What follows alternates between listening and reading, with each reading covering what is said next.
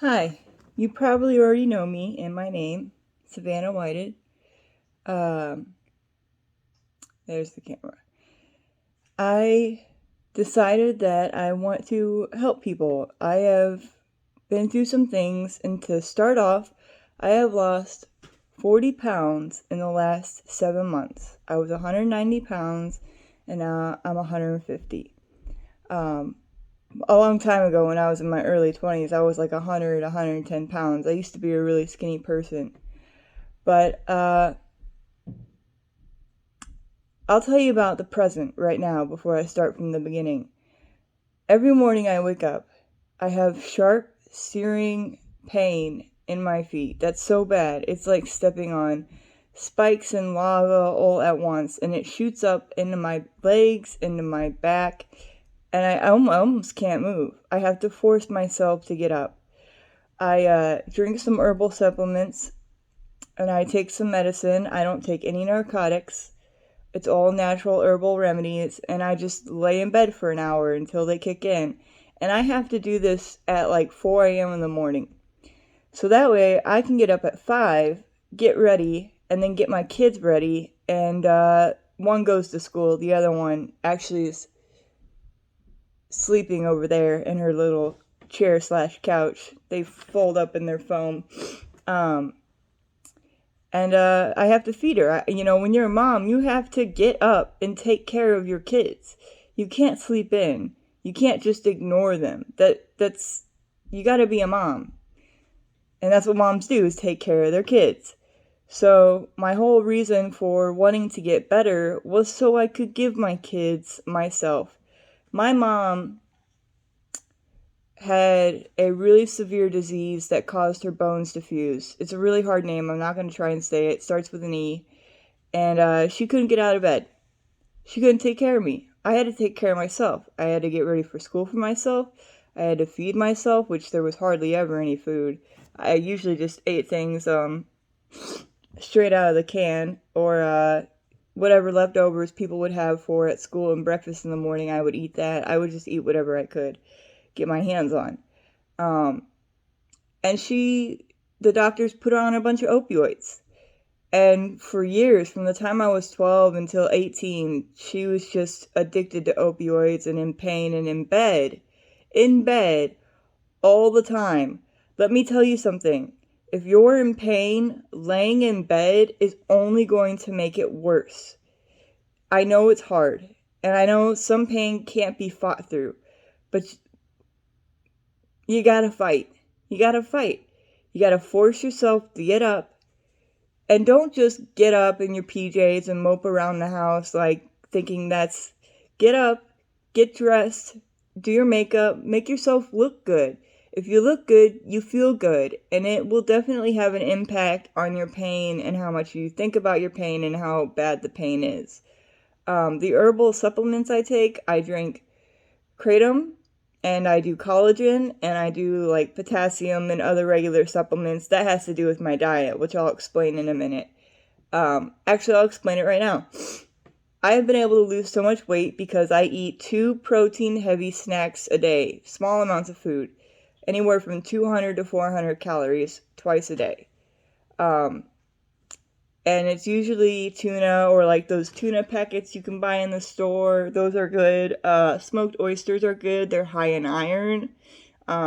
Just protein packed, energy packed, small little meals. 2 a day. That's it. If you're still a little hungry, drink water. Chug some water. I know you're not supposed to chug a whole bunch of water at once, but if you fill yourself up with water, you're less likely to just eat. And do not eat out of boredom. That is the number one reason you will not lose weight. Oh, I'm bored, I'm just going to eat something. No, don't. Find something to do. Work on your courses like I am. I'm working on data analytics courses. Or play with your kids. Do something to distract you. And yeah, you're going to be hungry, but you got to fight through it, And actually, after you start eating less in these low, small meals, you get fuller faster. You don't eat as much. Your stomach shrinks. I know they say that's a myth, but really, when you eat, it only makes you hungrier, and it's like a chain reaction. You eat and then you want to eat more, and then an hour later you're hungry again. Well, if you only eat twice a day sparingly, then you're usually never hungry. Actually, the only time I know when I need to eat is when I start to get lightheaded. I don't even get hunger pains anymore. And when you're doing this, don't just rely on the meals. You need to make sure you have a supplemental type of meal replacement or pill supplements to take place of any nutrients you might be missing out while you're on this diet. And let me tell you, this diet works. You just have to stick with it. I'm also someone, I was 190 pounds and I wasn't losing any weight until I changed the way I ate. Now I also exercise. I do very simple, just like 5 minutes of, I don't do push-ups or pull-ups or weights. I just do some stretches and I kind of dance. Like dancing's an exercise, do a little dance with your kids. Just get a little active for about 5 or 10 minutes, and that it releases endorphins, and that'll help your pain. And if you got to keep going, you got to keep going all day, because if you stop and sit down and relax, the wave of tired and pain is going to come crashing right over you. You don't want that feeling until it's time for bed. And when that happens, I drink a little bit of kratom so the pain doesn't keep me up or keep me from sleeping. And once the kratom kicks in, I'm almost pain free. Almost. There are some other herbal supplements that I don't know if I'm allowed to talk about doing, that I do very sparingly because I have kids and don't want them to know about it. But I'm not on any hard drugs or anything like that. I actually am in recovery. In the past, after my mom was addicted to opioids, she took it a step further. The opioids didn't do it anymore. And she moved on to heroin. And I thought it was the greatest thing in the world, because the first time I watched her do it, she literally got up and did things I haven't seen her do in years. So for years, 3, 4, 5 years, we were doing heroin together thinking it was great. But in the meantime, everything around us fell apart. We lost our house because of the drugs, because she couldn't work, and I was in college. I was in school or about to go to school, so I couldn't help her. And she ended up moving in with another heroin addict, and they had nothing. And that place was dirty. And I actually had to live there because I couldn't afford the dorms anymore in college in my second year. And I lived in the basement, and the fleas were so bad, I had to duct tape my legs so that they couldn't bite me. And even then, I almost killed myself. The fleas were so bad. I had to get out of there. I only lived there for like 6 or 8 months, but I finally got out of there. So this is just a small part of my life so far. It's only been 8 minutes. Wow. Okay, so that's my diet, and that's my recovery. Actually, what happened is I got away from my mom. My mom was toxic. She couldn't get off the drugs. No matter how much she tried, no matter how much research she did, no matter how many alternatives she did, she couldn't get rid of the pain. And I've seen a couple of doctors, and they think I have what my mom has, and it's just starting. And it started at 30 for her, which is how old I am. It's called ankylosing spondylitis, where your bones basically fuse. And it's extremely, I watched my mom suffer. She suffered a long time. In fact, after I stopped talking to her in 2023, I had dropped out of, actually, being heroin addicts together and going to college, I eventually got so addicted that I was stealing money from the company I was working for. And luckily they didn't prosecute, they just let me go when they found out. I was just using it, taking 20s here and there to supply my high. And that was in December of 2014. January 2015, I moved. I moved to where I didn't know where anyone was at, had no connection to drugs, and I got clean. And those 7 days are horrible. But let me tell you, it's not just the 7 days. For months afterwards, you can't feel good. All you feel is depression. All you want to do, that's why people just go right back out and get high. Because they don't have the endorphins anymore to feel good. They have to repair themselves first. Which for me took like 9 months after I quit, I started feeling good in the morning. Like, oh, I actually feel good without having to take a substance. Unfortunately, though, I was dating this girl, and she moved in my apartment with me, and we became heavy drug users. I mean, we did everything and anything we can get our hands on. I'm talking like meth, coke, heroin. Well, no, there wasn't any. I did heroin once or twice, but once I quit heroin, I never did it again. I've been clean off heroin since 2015. Um, but we did a lot of meth. And we took a lot of pills. Like, if I could just add up all the pills and all the weed we smoked and all the alcohol we drank, I mean, that's where all our money went to. And we were making, like, nothing. Our rent was, like, $300, and we were always, like, $20, $30 short just so we could get that extra drug or extra pill. But I lived in a slum apartment, so it really was it wasn't anything official. It was actually in my mom's name, which she said she was paying for, but she wasn't. And I eventually, 3 months after I got clean, I got a job working in a nursing home. Unfortunately, because of all the drugs, I kept losing jobs. Well, the reason I did drugs in the first place with my mom was because I was unhappy. I was bipolar and I didn't know it. I was depressed and I didn't understand it. I didn't know anything about mental health. Since then, I've gotten mental health, and my life is actually so good now. But the journey has been incredibly hard. Uh, so I started, working jobs here and there, doing drugs, and that went on for about 3 years until the summer of 2017 when I started, and I actually I had stopped doing drugs because I lost my job and I didn't have any money. But I started seeing and hearing things. I started not being able to sleep. I was up for 9 days in a row. I couldn't remember the last time I showered. Like, it got really bad. And finally, something came to me. I don't know if it was God or what. Something said, you need to admit yourself. And at first, I was like, really afraid of the idea. I was afraid that I'd be in a psych ward for like 3 months with a bunch of other crazy people, or 6 months or longer. Actually, when I went there in the summer of 2017, I went to Highland in St. Louis, and I was only there for 5 days. They found medicine that was perfect for me within the first couple of days, that first week, because they give you medicine the first 2 days and then see how you cope. I was put on Prozac, and I was put on an antipsychotic, olanzapine, Zyprexa, and I was put on Boost Bar. Actually, I was put on Klonopin first. Later, I was put on Boost Bar with a psychiatrist who didn't want to give me what I was supposed to be taking. I do take Klonopin now, but I don't abuse it. In fact, I only take it because of my heart. I have a heart condition. And right now I'm on blood thinners, and the anti-anxieties are for my heart. Like, they're prescribed for my heart.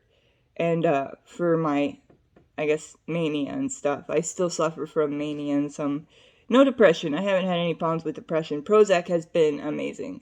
And then when I got out, I found a doctor. All you do is you walk into any, like Compass Health. They'll take in anyone. You just walk in, say, I need a psychiatrist. I just got out of the hospital. So if you get out of the hospital and you don't know what to do, that's what you do.